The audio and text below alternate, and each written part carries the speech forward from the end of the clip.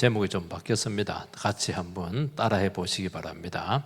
인생의 무리수를 뜨지 말자. 시작. 인생의 무리수를 뜨지 마라. 무리하게 살지 말라는 겁니다. 쉽게 표현하면은. 일본의 그 진주만 공격은 아이러니합니다. 왜 아이러니하냐면 얼마든지 막을 수가 있었어요.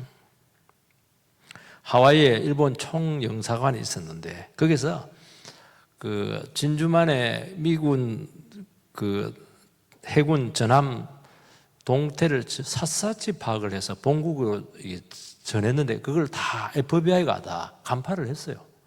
보고를 했는데 정부에서 그걸 귀담아 듣지 않았어요. 특히 이제 동양 선교사, 일본 쪽에 선교를 했던 월트 저드 박사가 대놓고 지금 일본은 전쟁 준비에 광분에 있는데 그 대상이 미국이라는 거예요. 그걸 여러 번 경고를 합니다. 그런데 정부는 선교사가 뭘 아냐 이래서 신경도 안 썼어요. 진주만 공격이 언제 터졌냐니까 1941년 12월 17일인데 그때도 이제 저드 선교사님은 미네아폴리스 한 교회에서 설교를 할 때 또 경고를 합니다. 지금 시간이 없다는 거예요. 설교 마치고 차 안에서 돌아오는데 일본이 선전포고 없이 하와이 진주만을 맹폭을 해서 무차별 공격을 해서 너무 많은 군함과 군인을 잃었다. 그 비보를 듣게 되는 것입니다. 여러분들이 사건이 날 때 보면은 얼마든지 막을 수 있는 거예요. 여러분들도 인생에서 여러 가지 위기를 겪고 사건을 겪는데요. 조금만 귀 기울여 듣고 조금만 하나님 음성으로 이렇게 기도하면서 신중했으면 대부분 막을 수가 있어요. 근데 안 그렇거든요. 욕심이 앞서가지고 딴 생각을 하는 바람에 이걸 못 들어서 한번 터지면 낭패를 당하잖아요. 헤어날 수가 없는 고통을 당하거든요. 오늘 본문의 배경도 이와 똑같습니다. 백부장이 그 전배를 대한 책임자인데 이 선장과 선주의 말과 경험을 더 신뢰했다. 아주 제수 신분인 선교사 바울 말을 들을 수가 있겠는가? 그래서 결국에는 무리한 항해를 결정했다가 광풍을 만나서 어마어마한 피해를 입게 되고 딱 몸만 살아남았어요. 몸만 살아남은 것도 다행이에요. 나머지는 배부돼가지고 전부 다 곡식들 거기 있는 그 온갖 좋은 것들 전부 다 그냥 잃어버리게 되고 딱 목숨만 건졌습니다. 하나님 그 정도면 해도 은혜죠. 결국에는 오늘 본문에서 우리에게 주시고자 하는 말씀은 하나님의 경고를 무시하지 말라는 거예요. 하나님의 경고를 줘요. 삐뽀 사이렌을 이렇게 줬으면은 무시하면 안 돼요. 그리고 내 생각과 내 지혜 이것보다 하나님의 음성, 하나님의 말씀이 훨씬 더 중요하고 이것을 자꾸 우리 무시를 합니다. 이거 자꾸 무시하는 게요. 아이고 무시하면 넘어가겠죠. 아닙니다. 경고가 쌓이고 있는 거예요. 어느 정도 쌓이면 터지는데 결국에는 공짜가 없습니다. 이 세상에는. 여러분 무리하지 마시기 바랍니다. 무리해서 뭐 돈 벌 수 있어요. 돈 벌면 뭐합니까? 건강 다쳤는데. 아니 혼자 사면 뭐해요? 가정이 많이 깨졌는데.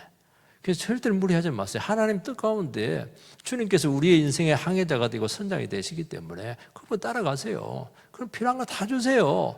다 지킵니다. 아무리 좋은 걸 얻어도 귀한 걸 잃어버리면 그건 안 한 것만 못한 거거든요. 그래서 욕심을 내려놓고 하나님의 말씀과 함께 인생을 항해하게 되면은 절대로 이런 비참한 일 당하지 않는다. 이 말씀을 가슴에 꼭 새기시기를 주의 이름으로 축복합니다.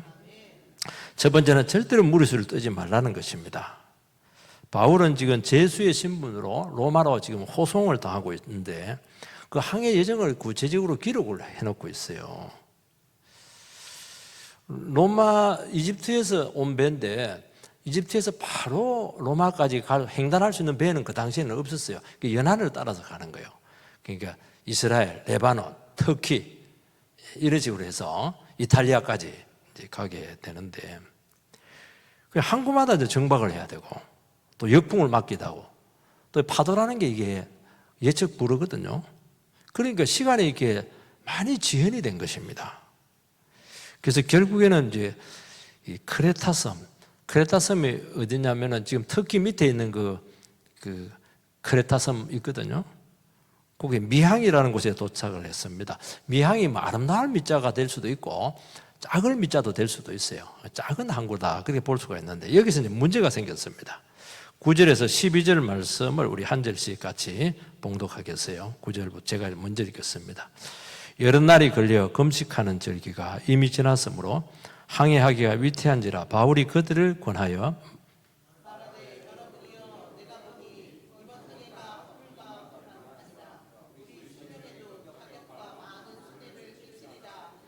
백부장이 선장과 선주의 말을 바울의 말보다 더 믿더라. 항구와 겨울을 지내기에 불편하므로 거기서 떠나 아무쪼록 베닉스에 가서 겨울을 지내자 하는 자가 더 많으니 베닉스는 그레데 항구라. 한쪽은 서남을 한쪽은 서북을 향하였더라.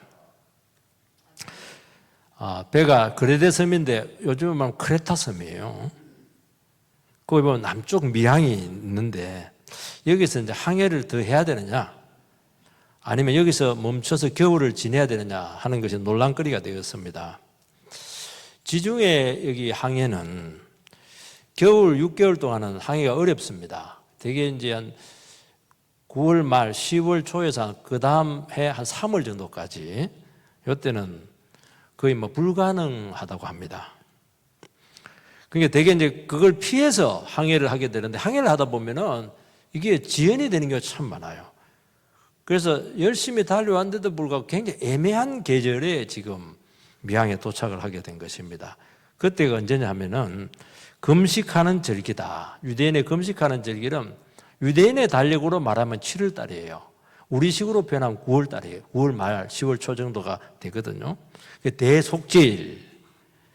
겨울이 이제 막 시작이 되려고 하는 아주 애매한 계절이 되었던 것입니다.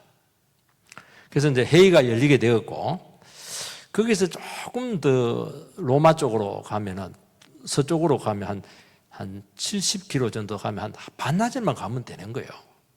그 베닉상이 있는데, 거기는 굉장히 그 문화시설도 잘 돼 있고, 숙박시설도 잘 돼 있고, 겨울을 보내기가 굉장히 안락합니다. 미항은 작아요. 불편해요, 이게. 바울은 여러 가지 경험과 또 기도 중에 이번 항해는 굉장히 위험하다. 그렇게 해서 경고를 여러 번 하게 되었는데 그 책임자 백부장이 선장과 선주의 말을 듣습니다. 왜냐하니까 선장과 선주가 전문가잖아요. 전문가 말을 들을래, 목사 말을 들을래, 이게 굉장히 어려운 문제거든요. 사실은 두 개 다 듣긴 해야 돼요. 그렇지만 기도하는 사람이 이게 아예 사생결단하고 맞고 이렇게 하면 이유가 있는 거예요. 그러면 아무리 전문가고 아무리 자기가 뭐 재정에 뛰어나고 아무리 그 부분에 자기가 그냥 박식하더라도 그거는 굉장히 주의 깊게 들어야 된다는 것을 이야기하는 것입니다. 바울은 항해 경험이 굉장히 많아요. 그리고 여러 번 난파를 당하고 그 지중해를 11번 횡단했습니다. 여기 보면 이제 내가 보니 이렇게 말씀하고 있어요. 내가 곰곰이 생각해 보니까 그 건성으로 보는 게 아니고 주의 깊게 살펴보니까 오랜 경륜과 통찰력을 통해서 한번 이렇게 기도해 봤는데 이번에는 안 된다. 가지 말라는 거예요. 갈 수도 있고 안 갈 수도 그게 아니고 가지 말라는 거예요. 그러면 아무리 하나님을 모르는 백성이라도 누군가 확실하게 이야기를 하면은 거기에 대해서는 좀 신중해야 되지 않겠어요? 아무리 재수 신분이면 뭐 재수라도 똑같습니까? 선교사 재수인데. 근데 결국에는 무리한 결정을 내려서 큰 화를 자초하게 되었다 하는 것입니다. 여러분 우리도 인생에 항해를 하게 되는데 참 무리수를 들 때가 참 많아요. 왜냐하니까 될 것 같거든요. 이번에 조금 무리하면 될 것 같아. 무리하게 투자하면 될 것 같아. 그리고 좋은 것이 너무 좋은 일단 지고 봐야 돼. 왜냐하면 이번 기회 놓치면은 이게 남에게 가거든요. 그래서 정말 내게 필요한지, 이게 정말 영혼과 우리 가정에 도움이 되는지 이런 거 생각 안 해요. 일단 내 손 안에 넣고 봐야 되는 거예요. 여러분, 안전사고는요 다 막을 수 있는 겁니다. 법대로, 교통법규대로 하면 사고 안 나게 돼 있어요. 항상 무리하는 겁니다. 차 시간이 애매하기 때문에 그때 막 뛰어야 되느냐, 늦더라도 다음 차를 타야 되느냐, 뛰다가 그냥 저처럼 코를 깨버리잖아요. 이렇게 신호등이 깜빡깜빡할 때 이게 멈춰야 되느냐, 이게 통과해야 되느냐, 통과하다가 그냥 큰 사고 당하는 것이거든요. 전에 우리나라가 굉장히 날씨가 좋지 못해서 민항기가 착륙을 해야 되는데 착륙을 하면 안 되는 거예요. 그런데 무리하게 착륙을 합니다. 그러면서 기자가 뭐라고 분석을 하냐니까, 우리나라 조종사들은 군 출신이기 때문에 안 되면 되게 하라. 이게 이제 군 출신들의 표잖아요. 다른 데로 가야 되는데 그냥 무리하게 착륙을 한 거예요. 그래서 사고가 났다는 겁니다. 물론 우리가 무리하게 한다고 해서 다 실패하는 것이 아니고, 무리하게 딱 해서 원하는 목적을 가질 수가 있어요. 근데 이게 삶의 패턴이 되기 때문에 무리하다 보면 한 번은 걸리는 거예요. 한 번 걸려서 끝나는 거예요, 여러분들. 사고는 여러 번 나면 안 되죠. 한 번은 난다는 거예요. 여기서 인생은 결정이 난다는 것입니다. 그래서 여러분들께서는 불확실하고 비상식적이고 이해가 안 되고 부담이 될 것 같으면 기도하면서 신중에 신중을 기하시기 바랍니다. 왜냐하면 일단 시작을 해버리면 중간에 못 돌이켜요. 갈 때까지 가야 돼요. 바울은 이번 항해에 대해서 분명한 반대 의사를 표시했습니다. 지중해 횡단 경험이 참 많아요. 난파도 여러 번 당했고 항해 경험도 많았습니다. 그러면 이 선장과 선주들은 이런 항해 경험이 없었습니까? 훨씬 더 많죠. 이 사람들은 잔뼈가 굵은 사람이에요. 그 직업이에요. 전문가예요. 그런데 왜 이렇게 위험을 무릅쓸 수밖에 없었느냐 하는 질문을 하는 겁니다. 그때도 위험 요소를 알았다는 거예요. 욕심이라는 거예요. 욕심.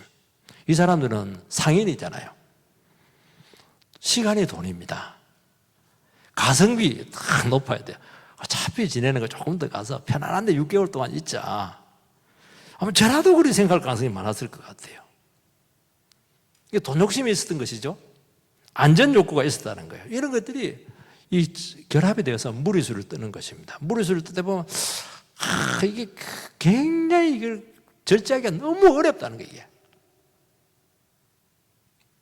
여러분, 문제는 뭐냐니까, 욕심을 부리고 무리수를 뜨면은 눈이 이게 침침해져 가지고 위험 요소가 하나도 안 보여요. 좋은 것만 다 보입니다. 뻔히 다른 사람들은 보여요. 안 되는 거예요, 그거는. 그런데 자기는 될 것 같아. 좋은 쪽만 자꾸 보여. 되는 쪽만 보이는 겁니다. 여러분, 도박은요, 확률 게임이기 때문에 무조건 꼴게 돼 있어요. 우리 지금 말이 좀 이런데 무조건 잃게 돼 있습니다. 잃게 돼 있어요. 그런데 끝까지 한 방을 노리는 거예요. 그러다가 배팅하다가 그냥 다 거들나는 겁니다. 여러분, 우리가 신앙생활하고 하나님의 말씀을 의지해서 살아가는 것은 바로 이걸 다스리라는 거예요. 이 욕심을 다스려내야 된다는 거예요. 그 상황을 굉장히 주관적으로 보거든요. 이게 상황을, 하나님 말씀은 하나님 입장에서 상황을 보게 하는 거예요. 나를 떨어져 나가서 제3자의 입장에서 나를 보고 객관적으로 상황을 볼 수 있는 눈을 말씀을 준다는 겁니다. 말씀을 들으면서 여러분들이 그 작업을 하고 있는 거예요, 지금. 당장 눈에 보이는 것 같고 될 것 같은 이런 예측은 우리 마음을 굉장히 급하게 만들어요. 그렇게. 지금 안 하면 안 될 것 같아. 덜컥 계약을 하고 덜컥 그냥 투자를 했다가 빼도 박도 못 합니다. 여러분, 하나님의 말씀은 사람들이 눈에 안 보이는 것을 보게 해주는 거예요. 모든 위험은 눈에 보이면 다 알죠. 안 보이는 게 문제예요. 왜 난파합니까? 물속에 있는 암초를 어떻게 알아요? 안 보이는 거예요, 그거는. 우리 예배드리고 기도하고 말씀 앞에서 계속 질문하고 그렇게 하면은 하나님께서 이 시각을 이쪽으로 보는 시각을 여기로 조금 바꿔. 많이 못 바꿉니다. 우리가 어떻게 얼마나 우리가 고정관념이 강한데 어떻게 생각을 그렇게 바꿔요. 근데 조금 바꿔요. 이쪽에서 조금만 5도 정도 딱 바꿉니다. 5도 정도 딱 바꾸면은 뭐가 어른들을 하는 게 있어요. 분명치는 않는데 뭔가 이상한 게 있어요. 그걸 이렇게 헤집어 보면은 암초가 있는 거예요. 여기서 결정이 난다는 거예요. 한 번은 여러분들 사고 날 거 아니에요.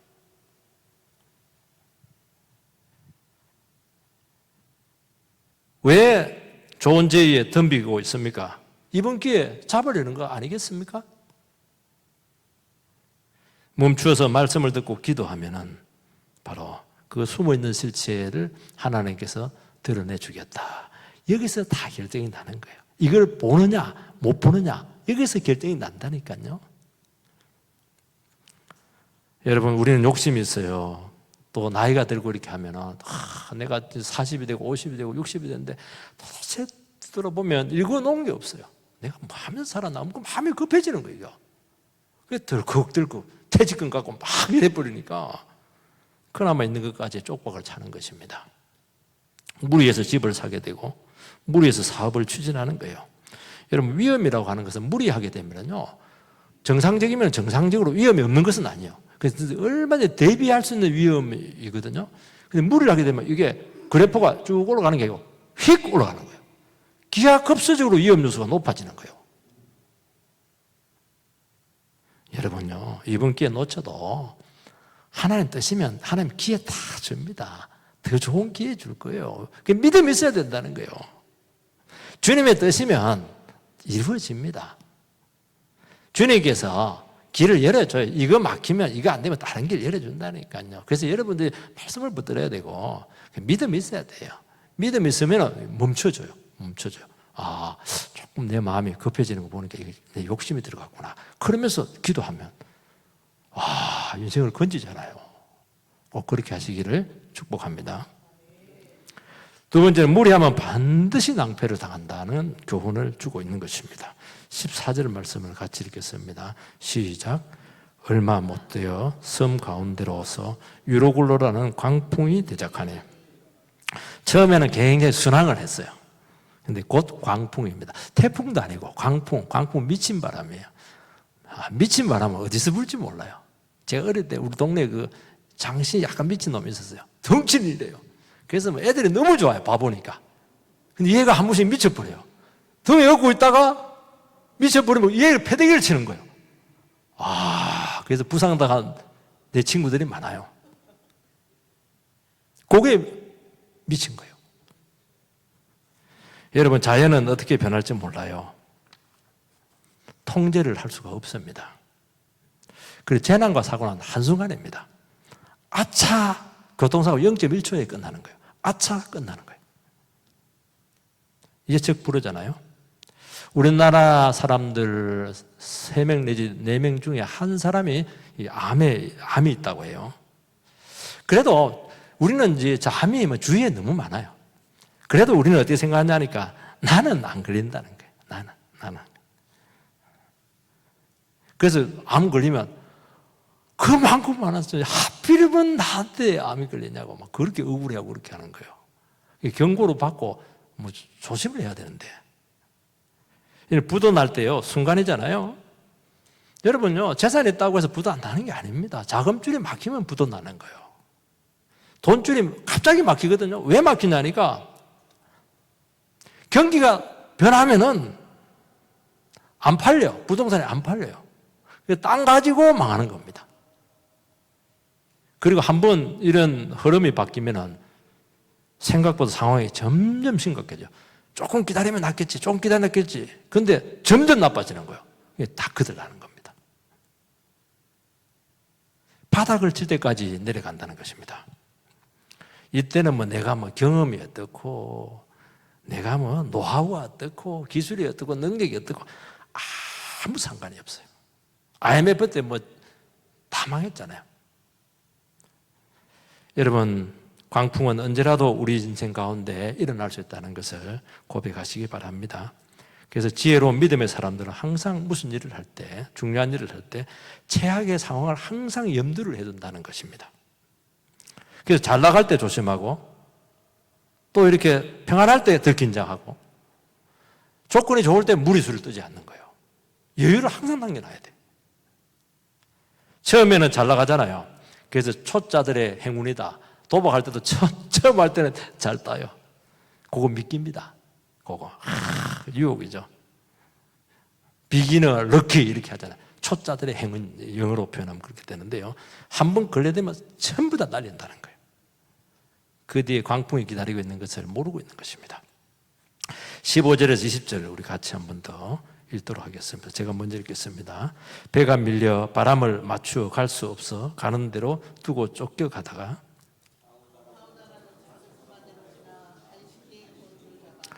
끌어올리고 줄을 가지고 선체를 둘러감고 스러디스에 걸릴까 두려워하여 연장을 내리고 그냥 쫓겨가더니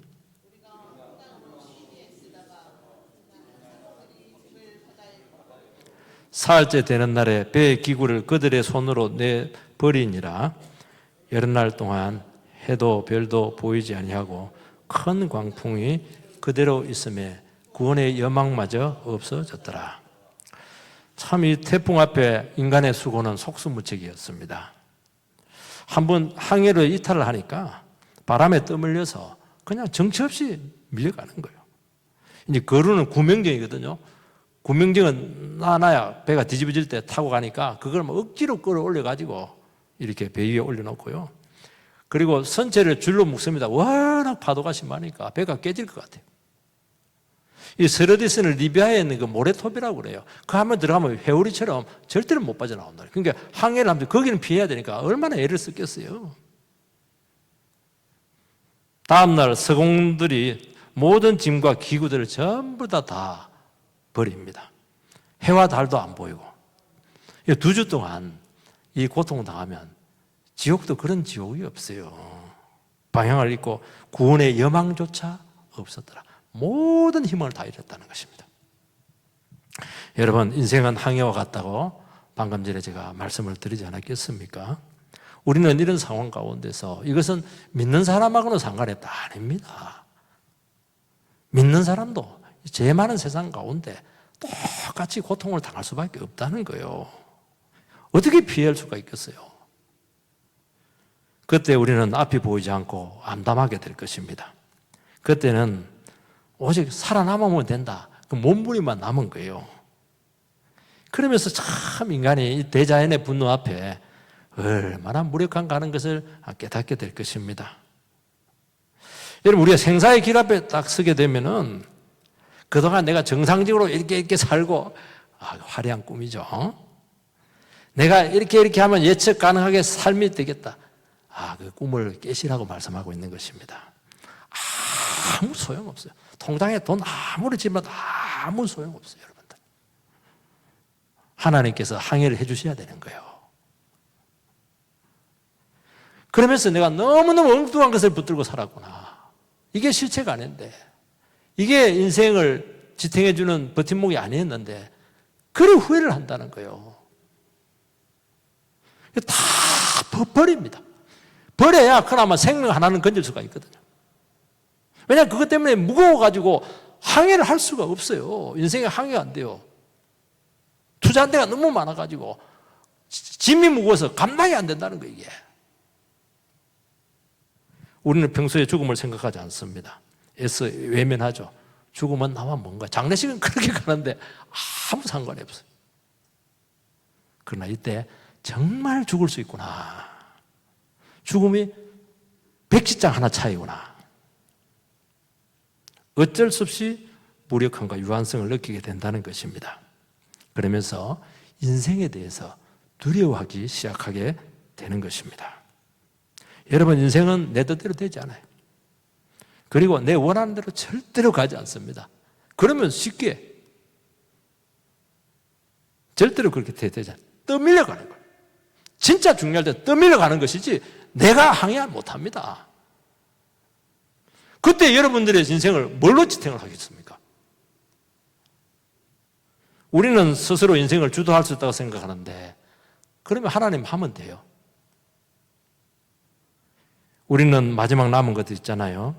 예지에 중지하던 것들 있잖아요. 그거 다 버려야 됩니다. 그거. 오직 목숨 하나 구해야 된다는 것입니다. 이때 모든 것이 우리 인생에서 무너집니다. 나는 불굴의 의지가 있어. 나는 강인한 체력이 있어. 나는 막 번쩍번쩍하는 머리가 있어. 그거는 정상 상황에서 조금 통해요. 그거. 조금만 상황이 달라지면 그 머리 때문에 망합니다. 그 머리라도 안 쓰면 이 지경까지 안 갔지. 나는 천성이 너무 밝아. 얼굴이 완전히 죽은 얼굴이 될 것입니다. 그러면서 고난의 파도에서 우리의 밑바닥이 다 드러나게 될 것입니다. 그런 것도 희망을 갖죠. 희망이라도 안 가지면 안 되니까 바로 절망에 빠지는 거예요. 몇 분 절망 빠지면 아니라 희망조차 못 가진다는 것입니다. 여러분, 인간은 죄와 욕심과 많은 소유를 가지고 얼마든지 하나님의 진노 가운데 살아갈 수가 있어요. 욕심과 야망으로 무리한 삶에 대한 그때 징계구나. 이게 잘못 살았구나. 무리했구나. 그때 내가 절제했어야 되는데, 그때 내가 말을 들었어야 되는데 왜 그렇게 뒷북을 치느냐고 우리에게 말씀하고 있는 거예요. 그래서 우리 모든 인생들은 겸손해야 된다는 거예요. 그리고 하나님의 능력과 손길을 절대로 소홀히 여기지 마시고, 여러분이 남아있는 한 번밖에 없는 인생을 정말 조심스럽게 주님께서 정말 복된 길로, 주님께서 계획된 길로 인도해 달라고 자꾸 드려야 되지 않겠어요? 그렇게 살아도 시간이 부족해요, 여러분들. 왜 자꾸 그게 그 엉뚱한 옆길로 자꾸 가려고 해요? 한 번 가면 10년, 20년 낭비할 텐데, 허비하게 될 텐데, 살아남으면 다행이에요. 인간은 좀 욕심을 내려놓고 순리대로 안전을 생각하면서 상식적으로 냉정하게 행동해야 될 것이라고 말씀합니다. 그래서 하나님 보실 때 이거 옳지 않아. 이게 상식적으로 말이 안 되는 거야. 이거는 순리를 거스르는 행위야. 이런 거는 하면 안 되는 겁니다. 힘들 수 있죠. 하나님 힘들게 했으니까 힘든 대로 살아가세요. 돈 없을 수 있어요. 돈 없는 데 살아가세요. 안 죽어요. 생명이 그 짧은 자세 이게 얼마나 강인한 줄 아세요, 이게? 불편하면 불편한 대로 믿음으로 사는 것이 가장 싸게 먹히는 것입니다. 부족한 자녀 있어요. 너는 왜 저 머리가 그렇게 나쁘냐? 자기 머리 나쁜 것은 모르고 애 머리 나쁜 것만 책망을 해요,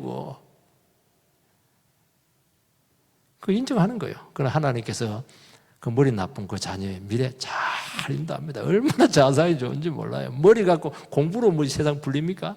솔직히 얘기해서 하나님 축복해 줘야죠. 믿음만 주면 돼요. 여러분, 하나님의 진노와 응징을 피하시기 바랍니다. 하나님 백성들도 이 죄 많은 세상을 함께 살아가야 됩니다. 그렇지 않냐라고 해서 같이 고통을 당하면서 나만 어렵게 살면 되지. 그렇게 안 되게 돼 있어요. 그 이기심 다 버리시기 바랍니다. 하나님께서 이 죄 많은 세상 가운데 그 죄수들과 함께 그 항해하게 한 것은 그들에 대한 책임을 지어준 것이에요. 그게 기도해야 된다는 거예요. 우리를 통해서 하나님 살아계시다. 하나님께서는 세상을 구원하려고 한다. 그때 우리에게 믿음이 요구되는 것이고, 그때를 위해서 우리가 주님과 함께 인생의 항해를 해야 되는 거예요. 반드시 역사함을 믿으시기를 주의 이름으로 축복합니다. 마지막으로는 위기에서 등장한 구원자입니다. 21절에서 24절 교독을 하겠습니다. 여러 사람이 오래 먹지 못하였음에 바울이 가운데 서서 말하되, 여러분이여 내 말을 듣고 그릇 데서 떠나지 아니하여 이 타격과 손상을 면하였더라면 좋을 뻔하였느니라.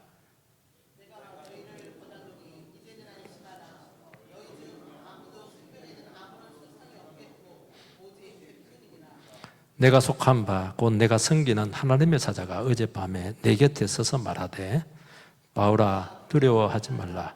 내가 가이사 앞에 서야 하겠고 또 하나님께서 너와 함께 항해하는 자를 다 내게 두셨다 하셨으니, 배멀리로 막 얼마나 심했던지 음식을 하나도 못 먹었어요. 다 토해냈습니다.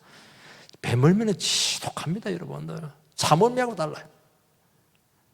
바울은 그들의 경솔함을 책망한 후에 또 안심을 시킵니다.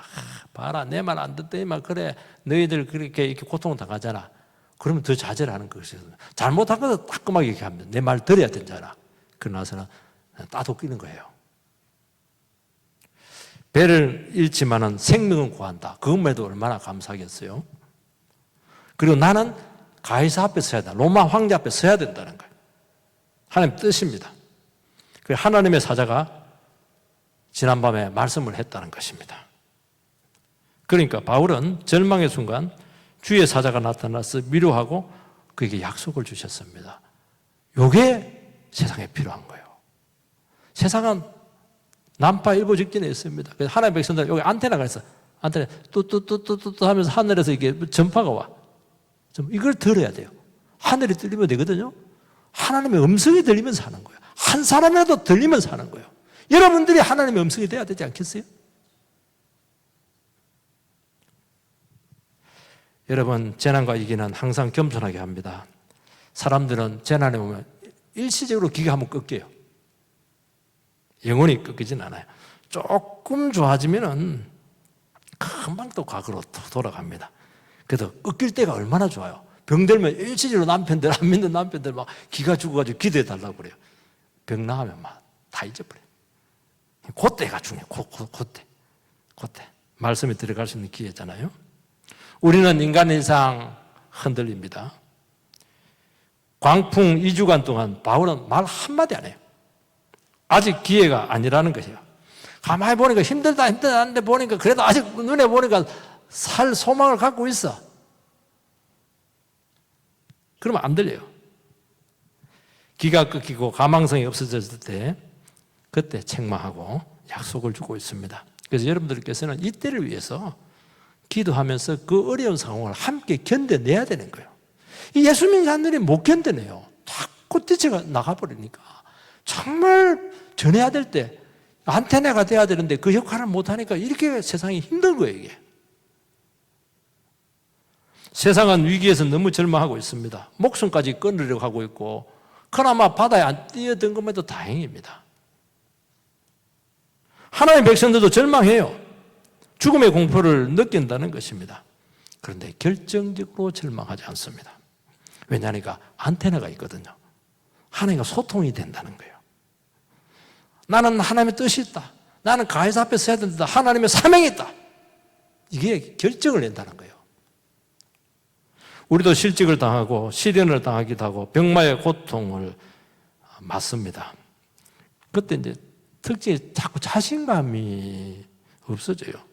그래서 스스로 일어서지를 못해요. 노숙자 되는 거 간단한 거예요, 여러분들. 그러면 노숙자 되는 거예요. 하나님의 자녀는 그것으로 망하지 않는다. 하나님 뜻 있다.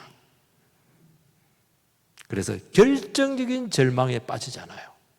이게 차이입니다. 그래서 기도하면서 버티면서 주의 음성을 듣습니다.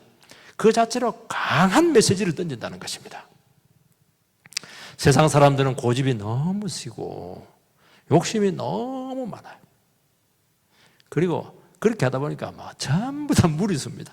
전부 다 해서는 안 될지 너무 많이 하고 있어요. 그래서 자멸수를 자초한다는 것입니다. 이런 가운데 우리가 살아야 된다는 거예요. 하나님의 자녀는 하나님 말씀 붙들고 그때 아무리 이야기해도 안 듣습니다. 경험도 없는 것이 이렇게 하면서 그때 말씀 붙들고 버티면서 하나님의 구원을 기다리라는 것입니다. 그래서 우리는 주어진 상황에 주어지게 되었을 때 그게 맡기고 갈 수밖에 없어요. 그러면서 견뎌야 되는 거예요. 신앙은 버티고 견디는 거예요. 버티고 견디면 기회가 와요. 할 말이 생기는 거예요. 응답이 온다는 거예요. 반드시 응답이 온다는 것입니다. 언제 옵니까? 인간의 노력과 구원의 소망이 다 끝났을 때 하나님은 그때부터 일하시기 시작한다는 것입니다. 그래서 뭐라고 하고 있습니까? 모든 구원은 하나님께 있다는 거예요. 그러면 답이 나오잖아요. 하나님만 바라보면 되는 거예요. 하나님 뜻을 보여달라고. 하나님 역사해달라고. 하나님께서 응답해달라고. 응답 안 오면 버티는 거죠. 끝까지 그 상황 가운데서 떠밀려서 같이 가는 거예요. 언제까지? 응답이 올 때까지. 응답이 옵니까? 오다마다요. 낙심하고 좌절돼요. 미래가 너무너무 지금 불행스럽습니다. 그래도 죽으라고 예배 드리러 오는 거예요. 그 자리를 지키는 거예요. 봉사를 하는 거예요. 버티는 거예요. 풀립니까? 반드시 풀릴 줄 믿습니다. 왜냐하면 모든 키는 하나님께 있거든요. 승리할 수 있는 거예요. 결국 주의 사자를 통해서 답이 왔잖아요. 너는 사명자잖아. 너는 가이사 앞에 가서 복음을 전해야 돼. 너와 함께하는 모든 항해자도 너 때문에 다 산다. 답이 바로 나와버렸잖아요. 그래서 좌절한 자를 일으켜 세우고 음식을 먹게 하고, 왜냐하면 나중에 또 헤엄쳐서 가야 되니까 배고프면 헤엄을 못 치거든요. 얼마나 구체적으로 하나님께서 구원의 길을 예비해 놓고 있습니까? 여러분, 하나님의 말씀 붙들고 견디면 기회가 오고 여러분들이 시대의 대안이 될 줄 믿습니다. 이렇게 살라는 거예요. 세상은 답이 없습니다. 질문은 많은데 아무도 답을 내리지 못해요. 전문가들이 막 이야기합니다. 그거는 정상적인 상황에서 통하는 거예요. 그게. 세상적인 지혜가 바닥나고 그때 주님께서 일하실 줄 믿습니다. 그때를 대비해서 여러분들께서는 주님과 더 밀착하고 침착해지고 지혜로워지시게 되시기 바랍니다. 그러면 모든 문제를 주의 뜻 안에서 다 해결할 줄 주의 이름으로 축원드립니다.